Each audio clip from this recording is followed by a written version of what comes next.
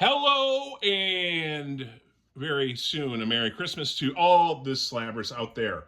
I'm gonna do just a couple unboxings. I know what this is. I kind of have an idea what this is, and I have no idea what this is. So as you see, we have a couple that we have to get to, and what motivated me to do this is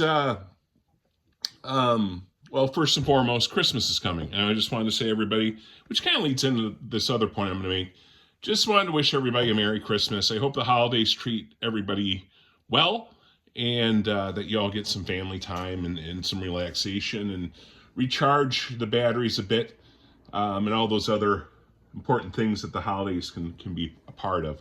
And it made me think a little bit too, because Brian LCS just had a video about reasons not to do a YouTube channel for comics, and I think he's right. About the points he makes, for a traditional viewpoint. If you're hoping to get like the clout of to reference my last video of a comic Tom or something, the amount of effort, work, and everything else that goes into that, I just don't think it's a feasible or attainable goal for the vast majority of people. Nor clearly for me was it ever my intent. There's a point, to me, where a channel becomes too large to really be enjoyable anymore, except or unless the content is just at a different level. I think the largest channel I'm probably a fan of is Swaggle House, because I like his kind of approach and more quantitative kind of approach to the hobby, and some of his looks, which I think are very well informed. So I use that as kind of a resource. But otherwise, the channels that I watch or the channels I follow, I do because I enjoy the people and I enjoy what I consider to be, Brian mentioned how the comic community kind of forms into these, smaller circles or cliches. And I'm as guilty, if not more so, than anybody else in that regard. I was kind of brought into this community initially as a fan of the Bronze Age Nerd, in his channel, which at the time was a lot smaller than it is now. I mean, he's really grown and I think done some amazing things. But it's through, what was at the time, I think, a much more intimate fan base that I was able to create some of the connections or friendships or relationships, whatever you want to call them, that I now enjoy. And a lot of those are people who, occasionally will watch these videos. So, the Comic Journeys out there, Preston Eskridge and others, Comic Bookworm, who I think, God, when's the first time I saw Bookworm? I forget. I think I introduced him to Bronze Age. But anyways, that's going back in ancient history. So, yeah, so the reason I do this and the reason why I wanted to make this before Christmas is because I collect and I get these things, and it's a chance for me to share with somebody, because I don't have a necessarily other people to share this with when I get these things. I have a couple friends who collect, and we talk, but as far as actually the enjoyment of unboxing something or whatever, I try to make it a community event, something that we all, everybody watching kind of gets to get a kick out of, and maybe a surprise or two. And, once in a while we get a whale, and that's kind of cool. But at the end of the day, whatever that number under subscribe is, I don't ever want it to be that big. I like the idea that if any of you guys ever want to reach out to me, you're going to get an answer, right? Good luck doing that with Comic Tom.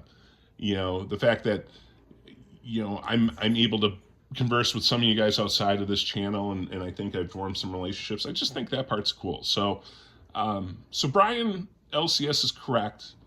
I think if fame and fortune is your goal, I think a YouTube channel is a really, specifically one focused on comics, is a very bad choice. But if it's to kind of create a stronger foundation and group of people that you consider internet friends, I think it's worth the time. So that's my thoughts on that. And now that I've wasted too much time again, let's get to some unboxing. So like I said, I'm pretty sure I know what this is, and so I can kind of talk about it before I open it, unless I'm, of course, wrong on what this is.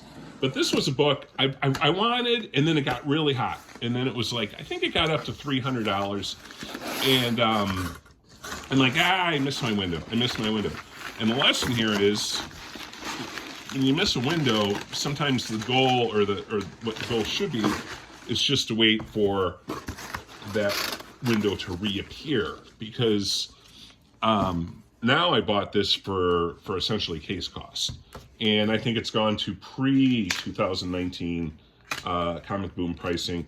And this one I got just exceptionally cheap. I mean, I was lucky. I was watching this.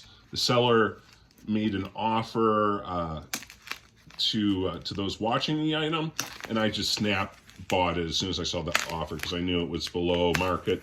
And again, I've just always wanted the book, and it doesn't matter to me that it's decreased in value, because I got it for pretty close to case cost. I think it was 45 bucks, not including shipping, so maybe 55, all in, or something like that. I think shipping was pretty affordable.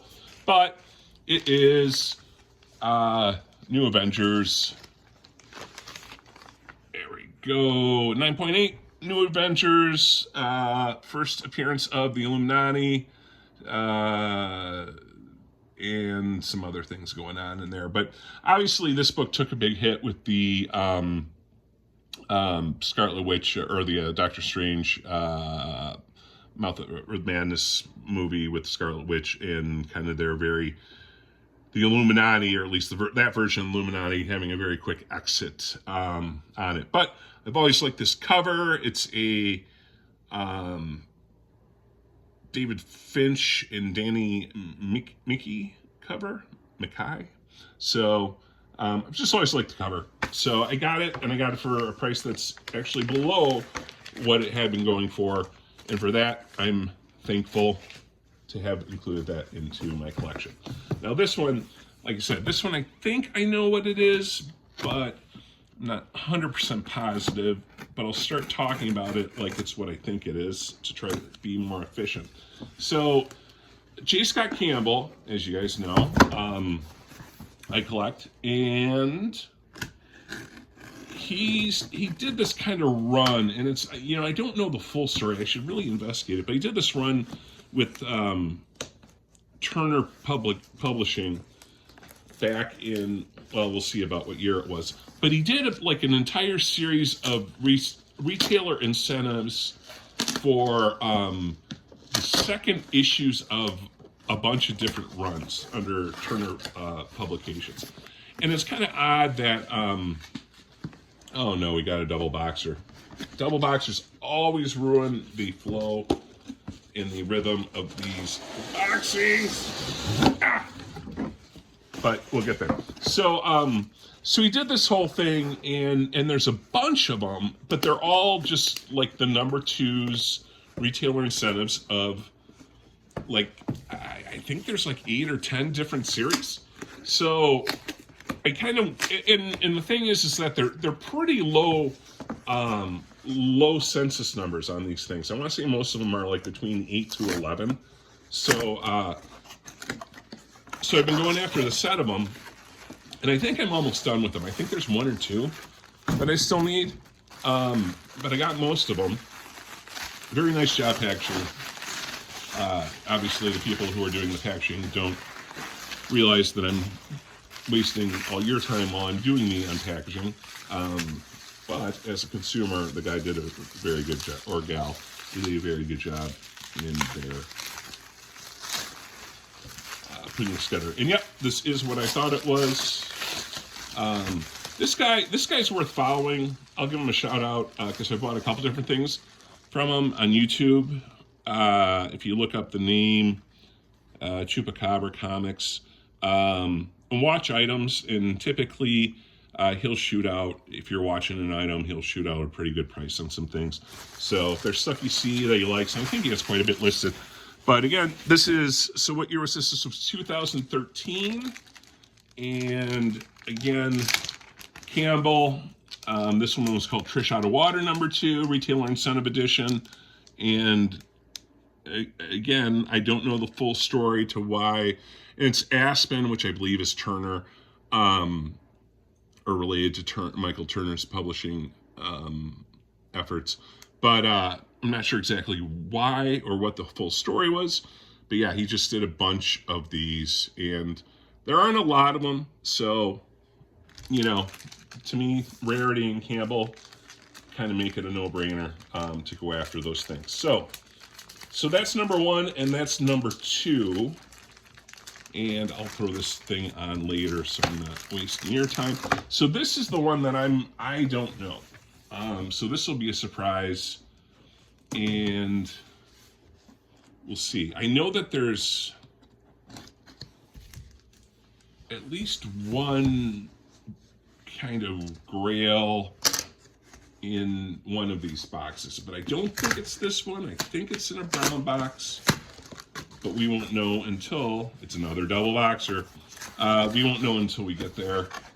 So what I should do, I think I say this every video, what I should be doing is I should be doing an initial, like, just unbox it to the point where it's ready to be unboxed, and then we'd be good to go. Oh, and we got a lot of free packing material that we used on this one, which I'm on record on my thoughts on that, so no need to repeat. But I am getting curious as to what we have here.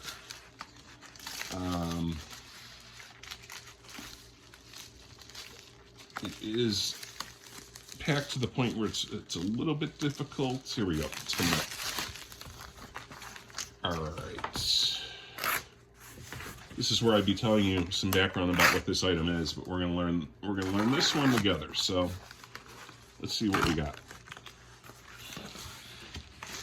More packaging. Better more than less, I suppose. All right, so, all right, not a huge book, and I forget exactly, let me think. I think I got this on auction, and I just got it for a really good price. But another J. Scott Campbell, and the reason I got this is because, to me, I think this was done purposefully. So Campbell did a series of Amazing Mary Jane #1s. This is edition E. Is it on the back? Yeah, so if you look on the back here, he essentially did one for every decade. So 60s, 70s, 80s, 90s, which kind of has a Friends thing to it. And then, I'm sorry, 80s, 90s, and then I suppose that would be 2000s. So kind of decade by decade. But the reason why I specifically wanted this one was because I think, you know, it's an homage to me, or at least maybe not an homage, but at least a nod to, I'm going to screw it up. Is it ASM 59? Which was Mary Jane's first cover. But if you look at that cover, which I should have, if I would have known this book is, I would have brought it out. But it shows Mary Jane kind of dancing and I think some go-go boots and something similar kind of off to the side with Spider-Man. So it's Mary Jane's first cover appearance on an ASM. And I think that's kind of what probably inspired J. Scott Campbell on this cover. So I way shot past my 10-minute mark, but those are 3 new editions, along with a little bit of editorial. Everybody, all you guys out there, anybody watching live as I'm about to sign off, anybody who watches this next couple days, just really, really wish you the best of holidays and in the upcoming new year. And, you know, peace and blessings to everyone. Merry Christmas, and thank you all for being a little part of what brings me joy every year, and watching these videos with me. So Take care, everybody. Have a great Christmas. Bye.